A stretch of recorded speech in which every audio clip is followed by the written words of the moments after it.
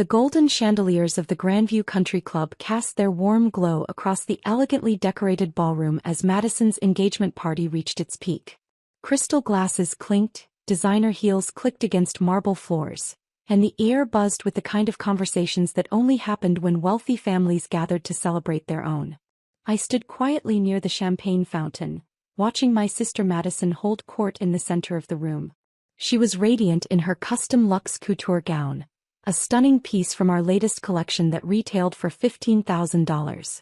The emerald silk hugged her figure perfectly, and the hand-sewn crystals caught the light with every gesture she made.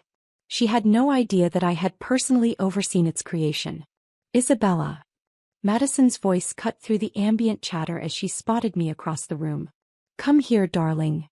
I walked over with a genuine smile, genuinely happy for her engagement to David, despite everything. David seemed like a good man, successful in his own right as a corporate lawyer, kind to waitstaff and clearly devoted to my sister. "Everyone, this is my little sister Isabella," Madison announced to the circle of her friends and David's colleagues. She's still figuring things out." The phrase stung, but I maintained my composure. At 29 I was hardly figuring things out, but I had learned long ago that correcting Madison publicly only led to bigger scenes. "What a lovely dress, Isabella," commented Mrs. Whitmore, one of Mother's bridge partners. "Where did you find it?" Before I could answer, Madison let out a small laugh. "Oh, that's probably from one of those discount stores downtown." Isabella has always been practical with her shopping. The dress was actually a prototype from next season's collection, a $3,200 piece that wouldn't hit stores for another 6 months. But I simply smiled and said, "It works for me." "You know," Madison continued, warming to her favorite topic, "I keep telling Isabella she should invest in her appearance more. I mean, you can't afford designer clothes like mine on whatever it is you do for work, but there are nice options at reasonable prices." The circle of guests nodded politely, some looking embarrassed by Madison's comments. David shifted uncomfortably beside her. "Madison," he said gently, "maybe we should." No, it's fine," Madison waved him off. "Isabella knows I only want what's best for her. She just needs to be more ambitious, more focused on success."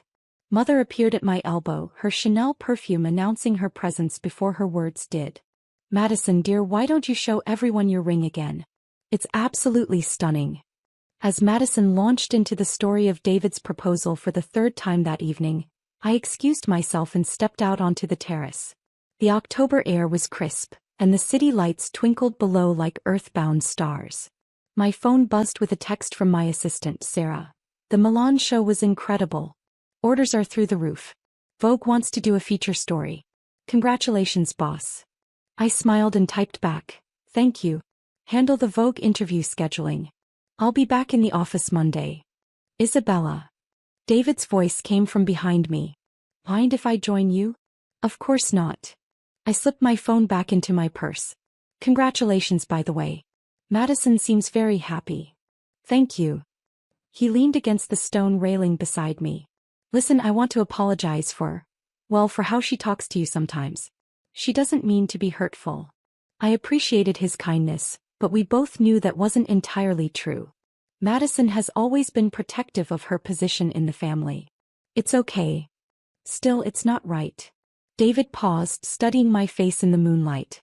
"Can I ask you something? What do you do for work?" Madison always changes the subject when I ask. The question hung in the air between us.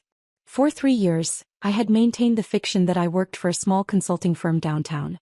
It was easier than explaining the truth, especially to a family that had written me off as the disappointing younger daughter who couldn't live up to Madison's achievements.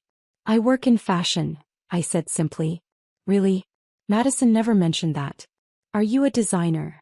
Before I could answer, Madison's laughter echoed from inside, followed by her voice carrying clearly through the open doors. "And poor Isabella still thinks she can make it in fashion. Can you imagine? As if the industry isn't competitive enough without people who don't understand luxury trying to break in." David's face flushed red. "Isabella, I'm so sorry." "It's fine," I said, though my heart was racing. "I should probably head home anyway. Early day tomorrow." But as I moved toward the door, Madison's voice rose again. "You know what the problem is? Isabella has no concept of what real quality looks like. She thinks fashion is about being creative and artistic, but it's really about understanding luxury, understanding what wealthy women want. You can't afford designer clothes like mine on whatever budget she has, so how could she possibly understand the market? The words hit like physical blows. I stopped walking and took a deep breath. Behind me, I could hear David saying something sharp to Madison, but her response was even worse. David, honey, I'm just being realistic. Someone needs to tell her the truth. She's 29 years old. It's time to give up these fantasy careers and get serious about life. That's when I reached for my phone. I scrolled to a number I hadn't called in months. Marcus Chin, head of security for all Luxe Couture locations worldwide. My finger hovered over the call button for just a moment. Once I made this call, there would be no going back. The carefully constructed wall between my professional and personal life would crumble. I pressed call. Marcus? It's Isabella Santos. Yes, I know it's Saturday evening. I need you to revoke someone's lifetime VIP status immediately. Madison Torres. Yes, all locations worldwide. Effective immediately. Thank you. I hung up and walked back inside, my heels clicking decisively on the marble floor. The party was still in full swing, but I could feel the energy shifting as I approached Madison's circle. There you are. Madison exclaimed. We were just talking about career paths. Mrs. Henderson was telling us about her daughter's promotion at the bank. Very impressive, very stable. That's wonderful, I said sincerely to Mrs. Henderson. Then I turned to Madison. Madison, can I talk to you for a moment? Of course. What's on your mind? I pulled out my phone again, this time opening the Luxe Couture app. I wanted to show you something. Madison leaned in curiously along with several of her friends. On my screen was the VIP member portal, our exclusive section of the app that only the most valued clients could access. Oh, how fun. Madison clapped her hands together. Are you showing me the Luxe Couture app? I have VIP access, you know. Let me show you. She pulled out her own phone and tried to log into her account. Her brow furrowed as she tried again. That's strange, she muttered. It's not working. Madison, I said gently, there's something I need to tell you. But she was still focused on her phone, growing more frustrated by the second. This is ridiculous. I spend over $200,000 a year with Luxe Couture. David, is your internet working? Madison, I said again, my voice carrying clearly across the suddenly quiet circle. You can't access your account because I just had it revoked. She looked up at me, confusion clear on her face. What do you mean? You can't just, how would you even? I took a breath and made the choice that would change everything.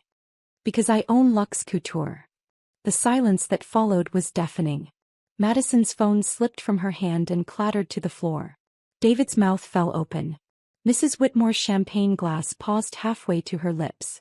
That's not possible, Madison whispered. I opened a different app on my phone. The executive dashboard that showed real-time sales figures, inventory levels and store performance across all 127 Luxe Couture locations worldwide. The numbers were impressive. $2.3 billion in annual revenue, with a 23% increase over the previous year. Actually, it is possible, I said calmly. I founded Luxe Couture 6 years ago. We're now the fastest-growing luxury fashion house in North America. Madison stared at the screen, her face cycling through disbelief, confusion, and something that might have been recognition. But you work for a consulting firm. You told us. I told you I work in fashion. You chose to hear consulting firm because it fit the narrative you preferred. The circle of guests had grown larger now, drawn by the drama unfolding before them. I could see Mother pushing through the crowd, her face a mask of social anxiety at the scene being created at her elder daughter's engagement party. Isabella, Madison's voice was small now, uncertain. If this is true, if you really own, then why didn't you ever tell us? It was a fair question and it deserved an honest answer. Because every time I tried to share good news about my business, you found a way to diminish it. When I got my first major client, you said I was playing dress up. When I hired my first employees, you said I was living in a fantasy. When I opened my first boutique, you asked when I was going to get a real job. Madison's eyes filled with tears, but I continued. I had started this conversation and it needed to be finished. The dress you're wearing tonight? The one you used as an example of something I could never afford? I designed it. I oversaw every stitch, every crystal placement. It's from our exclusive collection and there are only 12 like it in the world. Madison looked down at her gown as if seeing it for the first time. You've designed this? I designed most of your wardrobe, Madison. For the past 3 years, I've been quietly ensuring that you had access to pieces before they hit the market. Your VIP status wasn't because you spend $200,000 a year. It was because you're my sister and I wanted you to feel special. The tears were flowing freely down Madison's face now, and I felt my own heart breaking despite everything.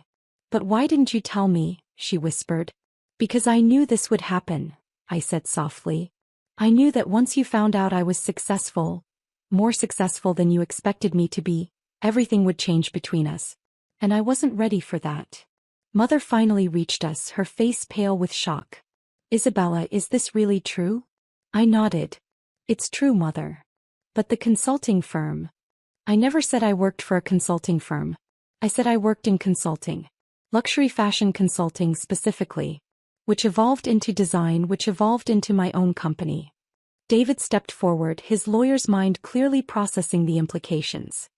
When you say you own Luxe Couture, do you mean? I founded it, I built it, and I own 78% of the company. The other 22% is held by my design team and key investors. The number seemed to hit Madison like a physical blow.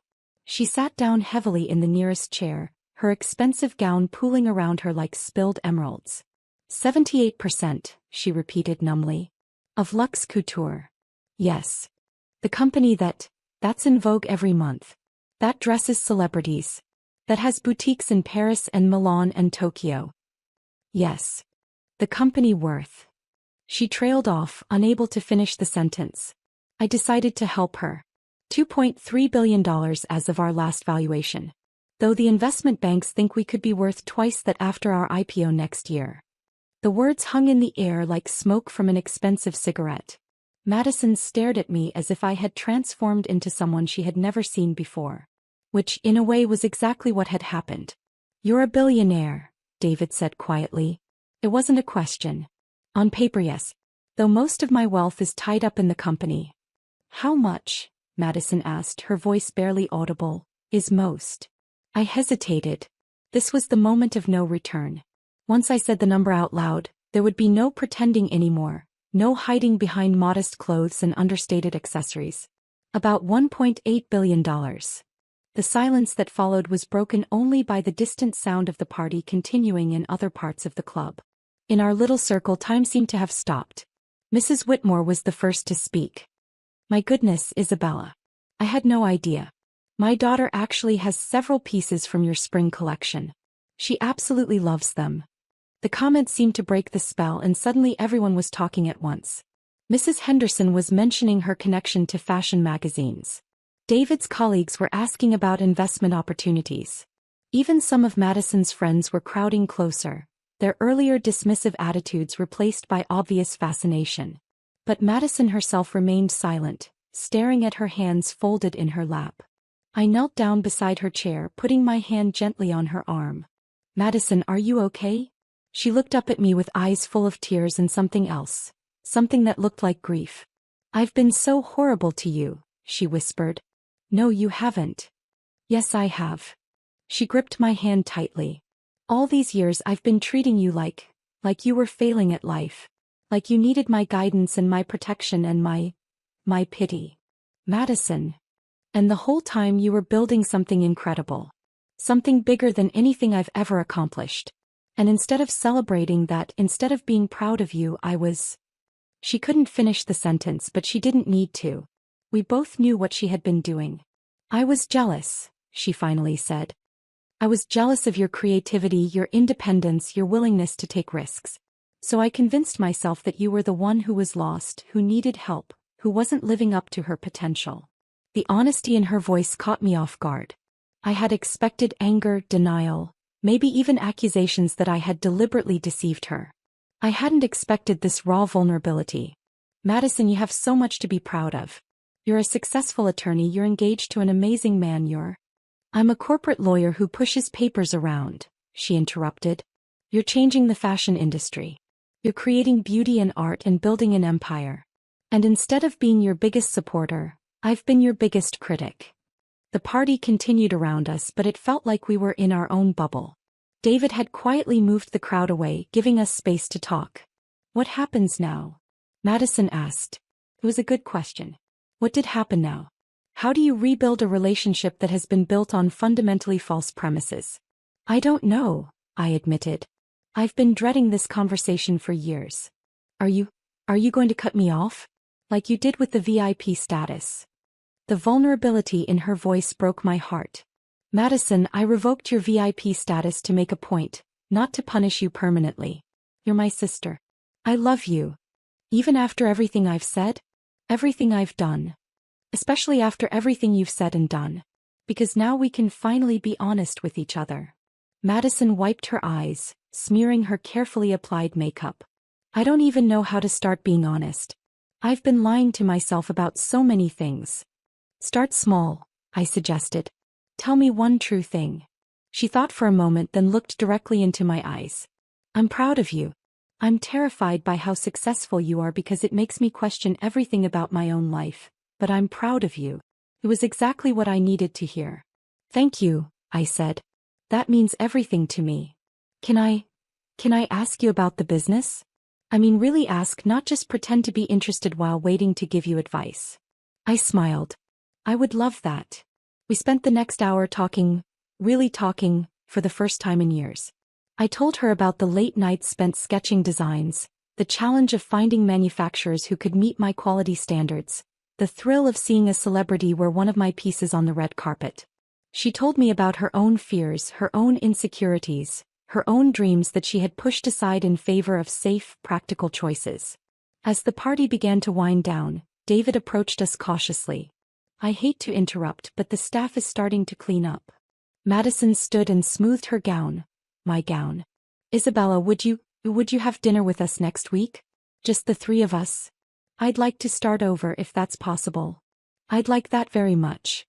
As we gathered our things and prepared to leave, Madison caught my arm. Isabella? The VIP status. Already reinstated, I said with a smile. I called Marcus back while you were talking to Mrs. Henderson. Marcus? Head of security. He's actually a really nice guy once you get past the intimidating exterior. Madison laughed. The first genuine laugh I had heard from her all evening. I can't believe I have to learn about my own sister from the head of security of a company she owns. Well, I said, linking my arm through hers as we walked toward the exit, we have a lot of catching up to do. As we stepped out into the cool October night, I realized that the thing I had been most afraid of, my family learning the truth about my success, had actually been the thing I needed most. The truth, as painful as it had been to reveal, had finally set us both free. The valley brought our cars around. Madison's was a sleek BMW, elegant and practical. Mine was a modest Honda Civic that I had bought 3 years ago and never bothered to replace. I saw Madison notice the discrepancy and start to say something, then stop herself. What is it? I asked. I was going to ask why you drive that car when you could afford anything. But then I realized. I don't actually know anything about what you like or want or value. I've just been assuming. I drive it because it's reliable and no one expects a billionaire to get out of a Honda Civic. It's excellent camouflage. Madison laughed again. You're going to have to teach me all your secrets. Only if you teach me some of yours. As we hugged goodbye, Madison whispered in my ear, "Thank you for not giving up on me. Thank you for not giving up on us."